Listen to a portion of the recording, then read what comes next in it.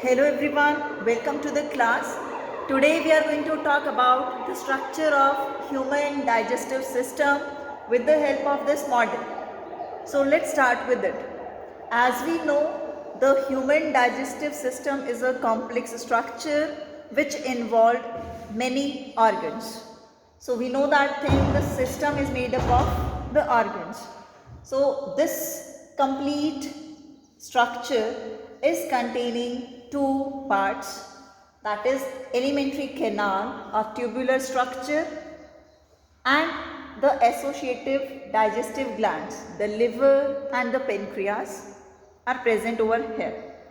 Now this is a tube within tube body plan. It means a complete digestive system with a separate opening called mouth and separate opening for removing the waste called anus. So in the case of the human nutrition, when we are talking about, the food is taken into the body via mouth, chew with the help of the teeth which is present inside the mouth, and the saliva is mixed along with the mastication of the food. Then the food moves through the pipe which we call food pipe or esophagus with the help of the peristalsis movement.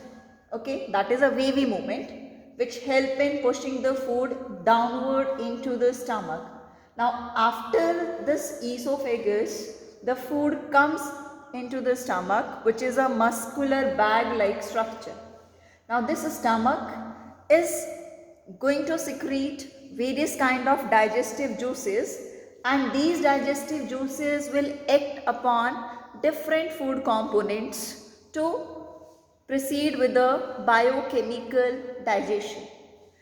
After this, because the food will stay here for a longer period of a time, so the food will maximum digestion of the food components going to take place over here. ठीक है, क्योंकि काफ़ी time के लिए stomach में food रहने वाला है, near about 3 to 4 hours and more than that also, depending upon what kind of food we are consuming and how much we are taking. So after this, when the food is converted into a solution form, a kind of like a chyme we call it. So from here the food will come through this C-shaped structure that is called duodenum, a part of the small intestine, and then slowly it moves to this complete long thin tubular structure, small intestine.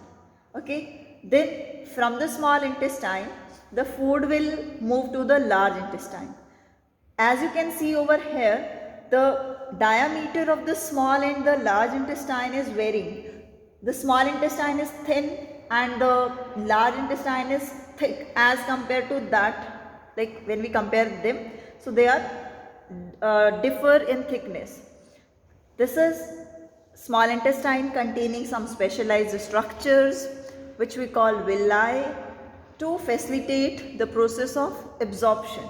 So maximum, or we can say the complete digestion of the food component going to take place over here in the small intestine.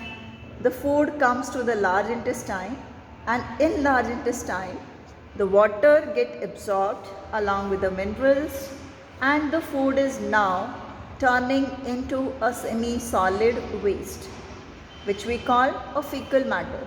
Now this undigested food will keep on moving through this large intestine and store temporarily in the rectum.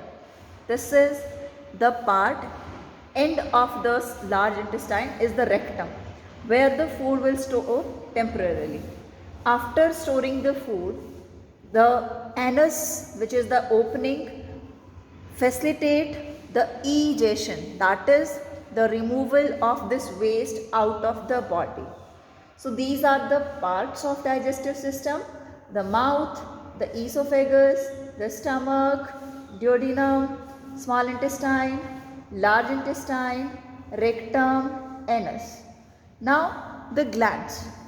We know the liver is the largest exocrine gland this is the gallbladder, this is the pancreas. So pancreas and liver, they secrete their secretion, that liver secrete bile juice, pancreas secrete pancreatic juice, and that is going to get released into the small intestine and act on different food components. Thank you.